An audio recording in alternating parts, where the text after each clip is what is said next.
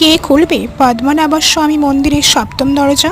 পদ্মনাভ স্বামী মন্দিরটি কেরলে অবস্থিত একটি রহস্যময় মন্দির। এই মন্দিরের 7টি দরজা, প্রথম 6টি দরজা খোলা হয়েছে। যেই দরজাগুলি খোলার পর অবিশ্বাসনীয় জিনিস পাওয়া গেছে, অনেক সোনা এবং খাজানা পাওয়া গেছে।